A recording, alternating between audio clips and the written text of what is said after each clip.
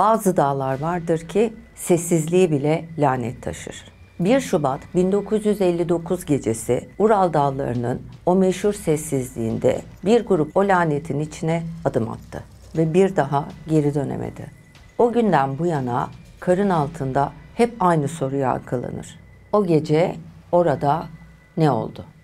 Ben gazeteci yazar Mehtap Erel. Bugün sizi Ural Dağları'nın karla örtülü vadilerine götürüyorum. Burası Dyatlov geçidi.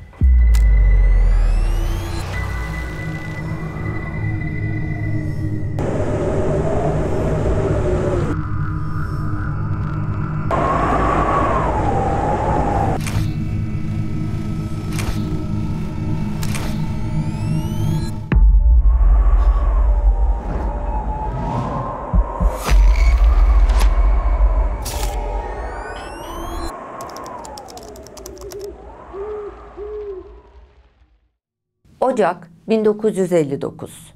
Sverdlovsk'taki Ural Politeknik Enstitüsü'nden 9 mühendislik öğrencisi ve mezun Ural Dağları'nın kuzeyine doğru 300 kilometrelik bir kış yürüyüşüne hazırlanır. Amaç Otorten Dağı'na ulaşmak ve en yüksek dağcılık kategorisi olan 3. derece sertifikayı kazanmak. Grubun lideri 23 yaşındaki mühendislik öğrencisi Igor Dyatlov. Disiplinli, dikkatli ve aynı zamanda karizmatik bir lider. Grubun diğer üyeleri arasında 2. Dünya Savaşı gazisi ve deneyimli öğretmen Semyon Zolotaryov da var. Grubun diğer üyeleri Zineyda Kolmogorova, Ludmila Duduniva, Rustem Slobodin, Georgi Krivonishenko, Yuri Doreshenko, Nikolay Tibo Brinyol, Alexander Korevatov, Yuri Yudin. Grup bu. Bu ekip 25 Ocak 1959'da Sverdlovsk'tan ayrılıyorlar.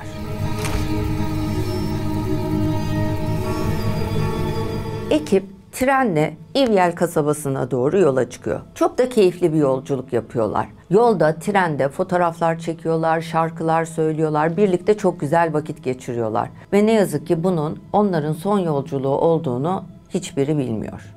Ekip 27 Ocak'ta Vijay köyüne varıyor. Burası ekip için aslında son medeniyet noktası. Buradan itibaren tamamen soğuk, kar ve doğayla baş başa kalıyorlar. Şimdi şöyle bir detay var. Yuri Yudin aslında siyatik ağrısı çeken, bel ağrısı çeken bir insan. Fakat bu kadar arkadaşlarının katıldığı ve bu kadar ilgi çeken bir etkinlikten eksik kalmak istemiyor. O da arkadaşlarıyla beraber yolculuğa çıkmaktan kendini alıkoyamıyor. Fakat yol esnasında soğuk da arttıkça Yuri Yudin'in siyatik ağrıları ve bel ağrıları artıyor. Bunun üzerine yolculuğu tamamlamamaya karar veriyor. Arkadaşlarıyla konuşup geri dönme kararı alıyor. Bu da bu yolculuktan kurtulan tek kişi olmasını sağlıyor.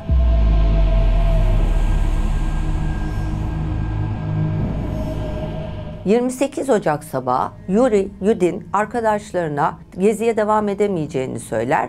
Trenle Vijay'a, oradan da Sverdlovsk'a geri döner. Kendi ifadesine göre ayrılmadan önce arkadaşlarına şöyle der: "Siz dönünce görüşürüz." Ama onları bir daha asla göremez. 31 Ocak'ta grup Lozva Nehri kıyısında kamp kurarlar. Hava soğumuştur, rüzgar serttir. Grup burada neşeyle vakit geçirirler. Bu esnada gruptakiler günlük tutmaktadır. Bulunan günlüklerde yarın dağa tırmanacağız yazdıkları görülür. 1 Şubat 1959'da ekip yola çıkar. Hedef Mansi halkının Ölüler Dağı dediği Holat Siyahılan yamaçlarına varmaktır. Hava kötüleşir, tipi başlar, koşullar gittikçe zorlaşır. Dağın zirvesine tırmanmaktan vazgeçerler çünkü önlerini görmekte zorlanmaya başlamışlardır. Çok da korunaklı olmayan bir bölgede dağın yamacında mecburen kamp kurmak zorunda kalırlar.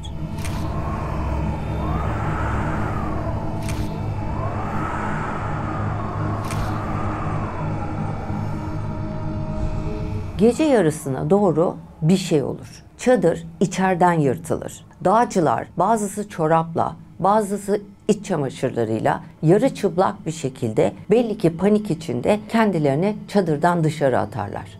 Bakın, bunlar profesyonel dağcılar. Bu insanların çadırdan böyle iç çamaşırlarıyla, çoraplarıyla yarı çıplak o soğuk havada çıkabilmeleri için, fırlayıp kendilerini çadırlardan dışarı atabilmeleri için gerçekten olağanüstü bir durum olmuş olması gerekiyor.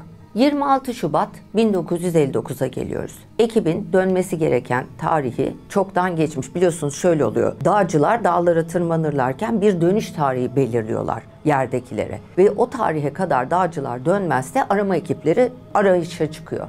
Ekibin tabii dönüş tarihi bayağı gecikince arama ekipleri arama çalışmalarını başlatıyor. Bir grup helikopterle tepeden aramaları sürdürürken gönüllü olarak arama çalışmalarına katılan bir grup öğrenci yerde yaptıkları aramada karların altına gömülmüş olan çadırı buluyorlar. Korkunç bir gecenin izlerini taşıyan çadır, aşağıda dere yatağı var. O dere yatağına doğru 1,5 kilometre boyunca gecenin izlerini üzerinde taşıyor.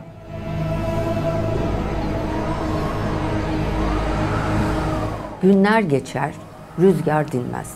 26 Şubat'ta karın altındaki o çadırı bulanlar sessizliğin aslında ne kadar korkunç olabileceğini görürler. 27 ve 28 Şubat tarihlerinde sedir ağacının altında 2 tane ceset bulunur. Bir tanesi Yuri Doreshenko, diğeri Georgi Krivanishenko.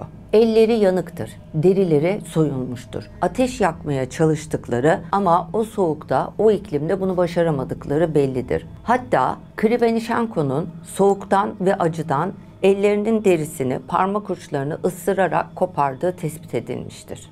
3 metre yükseklikteki ağaç dallarından birinin de kırıldığı fark edilir. Birisinin tırmanmaya çalıştığı ama düşerken de ağacın dalını kırdığı düşünülür. Birkaç yüz metre ötede Igor Dyatlov, Zinaida Kolmogorova ve Rüstem Slobodin bulunur. Hepsi çadıra geri dönmeye çalışırken donmuş haldedir. Slobodin'in kafasında çatlak tespit edilir ama bu ölüme sebebiyet verecek kadar ciddi bir çatlak değildir. Dyatlov'un bedeni sırt üstü bulunur. Elleri içeri dönmüş, bacaklarını dizlerinden vücuduna çekmiş. Sanki cenin pozisyonu gibi anlıyoruz burada. Başı çadıra doğru, sanki çadıra gitmeye çalışırken donarak ölmüş gibi bir görüntü sergilemektedir. Üzerinde sadece içlik, pantolonu ve çorapları vardı. Montu, ayakkabıları, şapkası yoktu. Bu da çadırdan panik içinde çıktığını, o esnada çok korkunç bir şey yaşandığını zaten ispatlıyordu.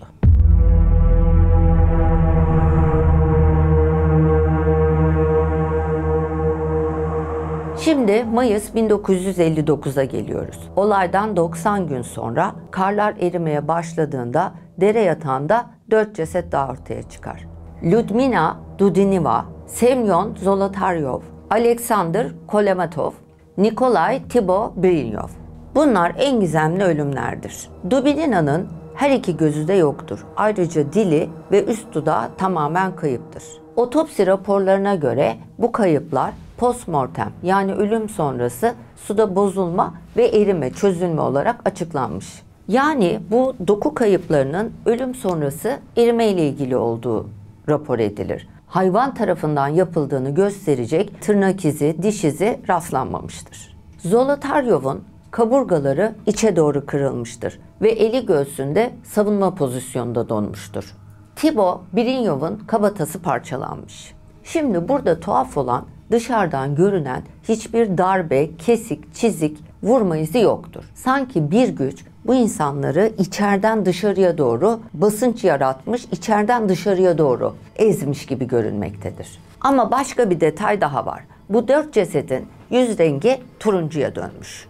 Adli raporlarda Dubinina, Zolotaryov ve Tibo'nun yüzleri turuncuya dönmüş, renk değiştirmiş olarak tanımlanır. Bu, ölümden sonra güneş yanması, kar altında uzun süre bekleme, buz yanığı denilen yanıkla açıklanır. Yani soğuk bu 4 bedeni hem korumuş hem renklerini değiştirmiştir. Yani diyebiliriz ki belki de doğa onları istemsizce mumyalamıştır.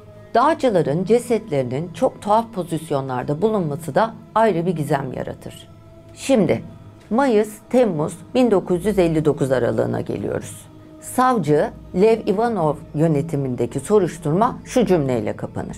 dağcıların ölümü karşı konulamaz bir doğal kuvvetin sonucudur. Şimdi 1970'lere ve 80'lere geldiğimizde artık bu vakayla ilgili söylentiler arşa çıkmaya başlar. Olayın adı belli.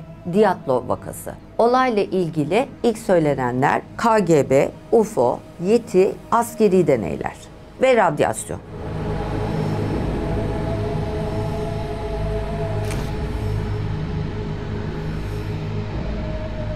Yıl 2019-2020 aralığına geldiğinde tabii çok fazla bununla ilgili araştırmalar, röportajlar, dedikodular olduğu için Rusya soruşturmaları tekrar başlatıyor. Temmuz 2020'de yapılan açıklamada, devlet açıklamasında ölümlerin nedeni tam olarak şu ifadeyle açıklanıyor. Slav avalanche, yani tabaka çığı. Böylece Dyatlov geçidi dosyası 61 yıl sonra da yeniden doğal nedenler gösterilerek kapatılıyor. Şimdi burada kısa bir ara verelim ve size bu Slav avalanche denen şey nedir onu anlatalım. Bu klasik çığlardan farklı bir şey. Bu tip çığda devasa kar kütleleri değil, üstteki sıkışmış bir kar tabakasının altındaki zayıf bir tabakanın üzerinde kayarak kopması söz konusu. Yani görünüşte her şey stabil. Ama yüzeyin hemen altında karın yapısı iki farklı katmandan oluşur. Alt tabaka ince, zayıf, gevşek, kristal kar, yani çoğunlukla şeker kar olarak anılan kar tabakasıyla kaplıdır. Üst tabaka rüzgarla sıkışmış, yoğun ve sert kar. Altta hafif kar, üstte sert kar. Bu iki tabaka arasındaki sürtünme azaldığı zaman en ufak bir rüzgar bile üstteki tabakanın alttaki tabaka üzerinden kayıp aşağıya düşmesine sebep oluyor. Yani bu aslında çığın bir mini versiyonu gibi ama çok daha tehlikeli. Çünkü sessiz, fark edilemez ve gecikmeli olur. Şimdi anlatılanlara devam ediyorum. Ne dedik? 2020'de bu çığ düşmesi bu şekilde bir Slav avalanche'la açıklanıyor. Tamam güzel, fakat bu tip çığın açıklaması ne? Sessiz, gizlice, hani böyle biraz daha sinsi bir çığ. Hiç kimse nereden geldiğini anlamıyor, pat diye düşüyor. O zaman şu soru açıkta kalıyor. Bu profesyonel dağcılar gece uyurlarken çadırlarında bu kadar sessiz bir karın üzerlerine gelmekte olduğunu nasıl anladılar da apar topar üstlerini bile giyinmeden ne fark ettiler de çadırlarını yırtarak iç çamaşırlarıyla, çoraplarıyla çadırlarından dışarı fırladılar.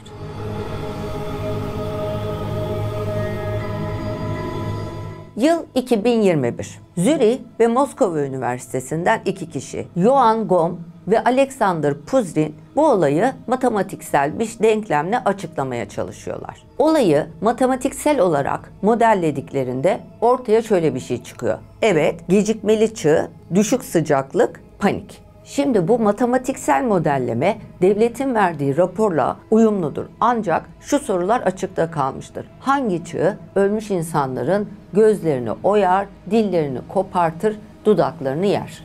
Şimdi bazı araştırmacılar ekibin gözlerinin oyulmuş, dudaklarının ısırılmış, dillerinin alınmış olmasını nekrofajiye bağlıyorlar. Şimdi burada 2 dakika duralım ve size nekrofaji nedir onu hatırlatalım.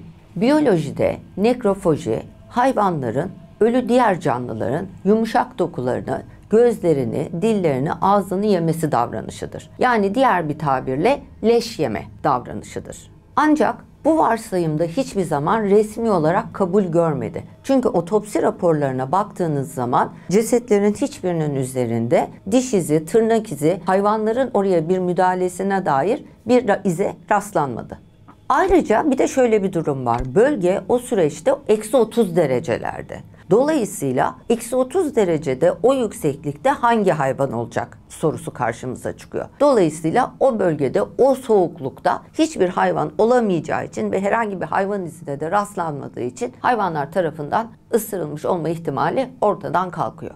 Resmi raporlar ve bilimsel açıklamalar nasıl? Sıralıyorum. Otopsilerde 6 kişi hipotermiden, 3 kişi de iç basınç ve travma sonucu ölmüştür. Bazı giysilerde düşük seviyede radyasyon ölçüldü ama bu öldürücü seviyede bulunmadı. Bu arada dağın ortasında eksi 30 derecede neyin radyasyonu, orada radyasyonu nereden bulmuşlar gibi bir soru da ayrıca orada parantez içinde durmakta. Kurdukları çadırın dağdaki eğimi çığ için düşük sayılmış. Dolayısıyla bu da en baştan itibaren söylenen çadırın üstüne çığ düştü teorisini anlamsız kılıyor. Ancak sonrasında yapılan normal çığ değildi bu, gecikmeli tabaka çığıydı senaryosu bu boşluğu kapatıyor.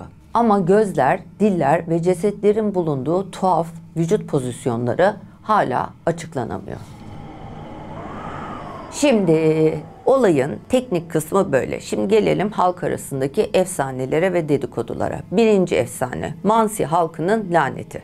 Mansi kabilesi bu dağları kutsal kabul ediyor. Holat Sail denen Ölüler Dağı bu bölge halkı için ruhların mekanı olarak kabul ediliyor. Sovyet yetkililer Mansi halkını soruşturuyorlar. Onlardan birisi ekibe zarar vermiş olabilir mi? Bunların kutsal dağına, kutsal adettikleri dağa çıktığı dağcılar diye. Fakat oradan bir şey çıkmıyor. Hiçbir sonuca varamıyorlar. Bölge halkının yaşlılarıyla konuştuklarında köyün yaşlıları, halkın yaşlıları biz o dağa çıkmayız. O dağ Ölüler Dağı'dır. Özellikle gece o dağda bulunmayız diyorlar.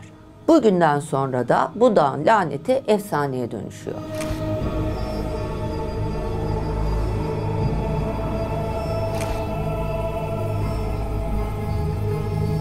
Gökyüzündeki ateş topları teorisi. Bu olaydan birkaç hafta önce bazı insanlar gökyüzünde turuncu ateş topları gördüklerini iddia ediyorlar. Buradan da şöyle bir varsayım çıkıyor. Biz gökyüzünde turuncu ışık küreleri gördük. Bu ya meteor olabilir ya da UFO'lar olabilir. Hatta bu turuncu ışık küreleri cesetler yüzleri turunculaşmış şekilde bulunmuştu ya. Onunla da birleştiriliyor. Oradaki turuncu ışık küreleri yüzünden cesetler turunculaştı. Bu UFO'lar mı diye oradan öyle bir efsane doğuyor. Şimdi bir de askeri deneyler ve gizli testler söylentisi var. Bu bölgenin Sovyet ordusunun askeri test denemeleri yaptığı bölge olduğu iddiaları var. Askeriye paraşüt mayın denemesi yapıyor. Değişik bir paraşüt mayın denemesi yapıyor bölgede ve bu mayınların patlamasından mütevellit insanlar içlerinden dışarıya doğru böyle bir basınçla karşılaşıyorlar ve bu sebepten ölüyorlar. Bununla ilgili bir kanıt bulunamıyor ama söylenti hala devam ediyor. Gelelim diğer efsaneye, bu da Yeti hikayesi. Dağcıların bulunan fotoğraf makineleri içinde karın arkasında iri bir silüet bulunur. Ve bu Ural Dağları'nın meşhur Yeti efsanesiyle eşleştirilir ve dağcıların Yeti'nin saldırısına uğradığı iddia edilir. Tabi burada basın devreye girer. Bu çünkü cazip gelir ve olayı doğaüstü bir yönle birleştirerek oradan işler. Radyasyon ve komplo. Bazı giysilerin üzerinden radyasyon çıkması nükleer deney teorilerini doğru kılar. Ölçüm değerleri ölümcül olmadığı için bu teori otomatikman çöker. Ama halk bu teoriyi gündemde tutmaya devam eder. Bilim, Dyatlov grubunun ölümünü doğal nedenlerle açıklar. Ama halk başka düşünür. Dağın ruhlarını rahatsız eden onların nefesiyle donar. Bugün bile Mansi köylerinde bu dağ Sessiz Tepe diye anılır. Rehberler turistleri gece oraya çıkarmaz. Çünkü rüzgar estiğinde o gecenin çığlıklarını hala duyduklarını söylerler.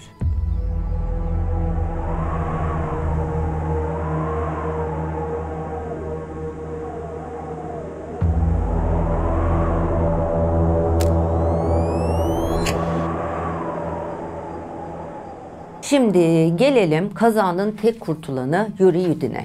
Yuri Yudin 75 yaşına kadar yaşıyor. Bu olayın gölgesi her zaman üzerinde oluyor. Sürekli olarak bu konuyla ilgili gelen röportaj tekliflerini kabul ediyor ve cevaplıyor. Kendisinin en çok söylediği şu: ben de araştırıyorum, ne olduğunu ben de tam olarak bilmiyorum. Neden ben ölmedim? Benim de onlarla beraber ölmem gerekirdi aslında ve ben arkadaşlarımı kurtaramadığım için çok büyük üzüntü içindeyim diye açıklamalar yapıyor. Yudin, Dyatlov vakasından uzak kalamıyor. Emeklilik yıllarında da bu vakayla ilgili yerel arşivleri, bilgi kaynaklarını toplamaya devam ediyor. Çevresindekiler Yuri Yudin'in bu dosyayla yaşadığını, bununla yatıp kalktığını anlatıyorlar. Kendisinin artık benim hayatımın tek anlamı, tek amacı bu olayın sebebini araştırmaktır dediği biliniyor. 2013 yılında ölümünden kısa bir süre önce basına son yaptığı açıklama şöyle: yakında ben de onların yanına katılacağım. Belki o zaman gerçekten neler olduğunu öğrenebilirim. Yuri Yudin bu kazanın tek kurtulanı 27 Nisan 2013'te hayatını kaybediyor. Şimdi bir diğer not var, o da şöyle. 1959 Şubat'ında olayın ortaya çıkmasının ardından arama ekipleri raporlarında bölgeyi Dyatlov grubunun geçidi olarak anmaya başlıyor. İfade kısa sürede yerleşti. Kamp yeriyle geçiş noktası birebir aynı değil aslında. Aralarında yaklaşık 1,5-2 kilometre fark var. Ancak zamanla tüm bölge bu adla anılır oluyor. İsim olayın lideri Igor Dyatlov anısına verilmiştir. Dyatlov geçidinin karı her yıl erir ama o gecenin soğuğu hala oradadır. 9 gencin sesi rüzgarla birlikte hala o dağda yankılanmaya devam ediyor. Belki çığ, belki lanet, belki de ikisi birden. Ama kesin olan bir şey var. Gerçek sandığınız dünya düşündüğünüzden çok daha soğuk ve karanlık olabilir. Ve bazen karın altına gömülen sadece insanlar değil, gerçeğin ta kendisidir.